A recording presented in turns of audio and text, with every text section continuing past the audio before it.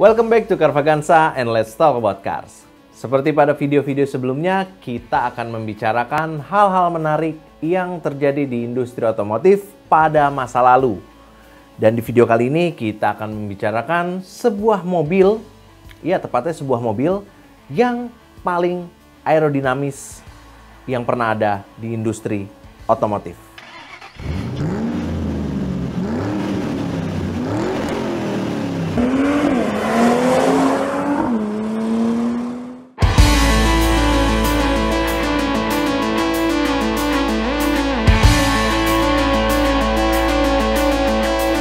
Jika kita berbicara tentang perkembangan mobil dari masa ke masa, mungkin ada baiknya kita memulainya dari hal yang paling dasar, yakni desain.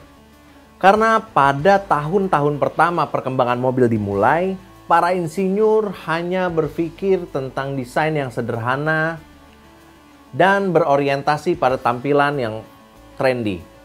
Tapi ada salah satu insinyur dari Aerodynamic Research Institute yang berpikir lebih jauh tentang desain sebuah mobil.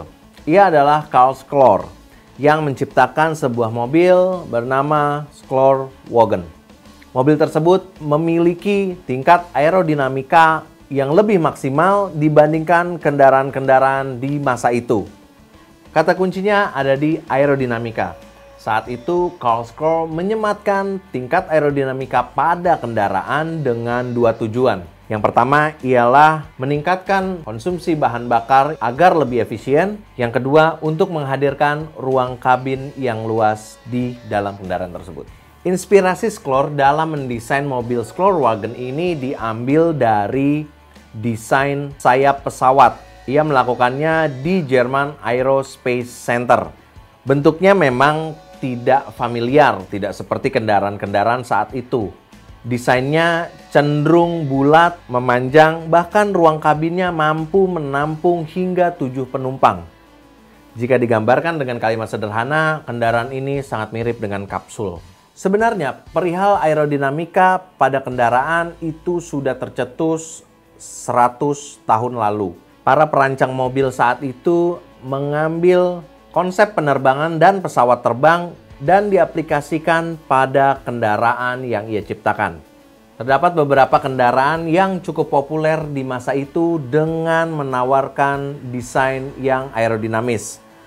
Ada Stout Sakarat dan Tatra 77. Tapi kendaraan tersebut tidak memiliki tingkat aerodinamika yang lebih baik dari Schroer Wagon. Bentuk dasar dari kendaraan ini diambil dari profil sayap pesawat terbang yang menawarkan koefisien drag yang sangat rendah.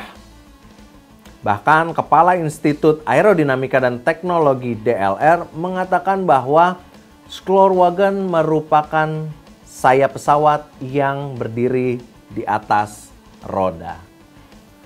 Dengan menggunakan sasis dari Mercedes-Benz 170H, Carl membuat bodi Schroer Wagon ini menjadi lebih panjang agar roda depannya dapat berputar di dalam cangkang bodinya.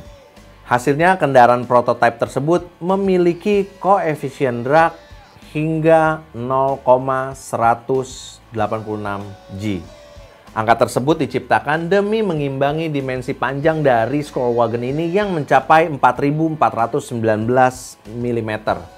Selain itu, kendaraan ini juga lebih berat 250 kg dari kendaraan aslinya yaitu Mercedes-Benz 170H. Untuk menggambarkan angka ideal tersebut, mungkin kita bisa membandingkan dengan Volkswagen XL1 yang memang diklaim sebagai kendaraan paling aerodinamis saat ini.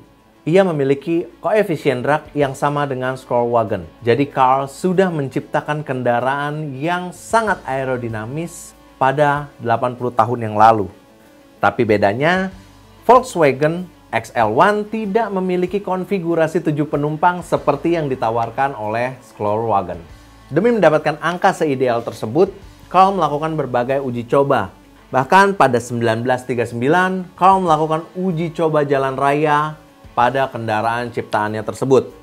Berkat tangan dingin dari Carl, Schroer Wagon menghasilkan performa yang sangat menakjubkan. yang memiliki kecepatan maksimal hingga 135 km per jam. Bahkan berkat desain aerodinamisnya, Skollwagen memiliki tingkat efisiensi bahan bakar yang lebih tinggi 20-35% dibandingkan kendaraan basisnya, yakni Mercedes-Benz 170h. Padahal secara bobot dan dimensi, Skollwagen tentu lebih besar dan lebih berat. Kemudian Karl Sklar juga memberanikan diri untuk membawa Skollwagen ini ke ajang pameran International Motor Show 1939 atau yang saat ini dikenal dengan nama Internationale Automobielausstellung atau IAA. Saat itu beberapa pengunjung yang melihat langsung Skollwagen dibuat terkesima dengan desainnya. Ditambah lagi, Karl Sklar menjelaskan tentang tingkat aerodinamika dan performa yang ditawarkan oleh Skollwagen. Sayangnya kendaraan ini tidak pernah sampai ke jalur produksi. Ada banyak alasan yang membuat kendaraan ini sulit diproduksi. Salah satu alasannya ialah tingkat aerodinamika yang dimiliki oleh Skollwagen. Saking aerodinamisnya, Skollwagen bisa jadi malah membahayakan pengendaranya. Tapi beberapa pelaku industri otomotif berspekulasi jika saja Skollwagen ini dibekali dengan berbagai fitur elektronik dan fitur pendukung tingkat aerodinamikanya, mungkin saja Skollwagen bisa diproduksi secara massal. Sayangnya di era 1930-an, fitur-fitur keselamatan pada mobil belum secanggih di era saat ini. Skollwagen hanya mengandalkan lekuk-lekuk bodi dan peranti analog di sekitar bodinya. Faktor lain yang menyebabkan Skollwagen tidak sampai ke jalur produksi adalah pecahnya Perang Dunia Kedua. Skollwagen mungkin menjadi salah satu korban pecahnya Perang Dunia Kedua. Hingga pada 1942, Skollwagen pernah terlihat melakukan uji coba ulang dan kali ini menggunakan mesin pesawat Rusia 130 dengan baling-baling besar di bagian belakangnya. Setelah kejadian itu, Skollwagen tidak pernah ditemukan lagi.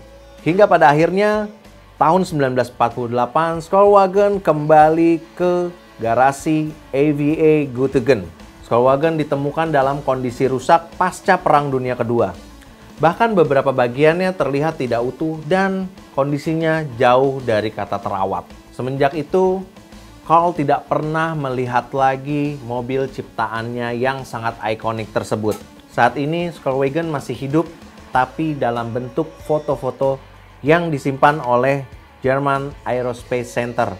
Hal tersebut dilakukan sebagai bukti bahwa ada seorang insinyur bernama Karl Sklar yang menciptakan mobil dengan tingkat aerodinamika di 84 tahun yang lalu.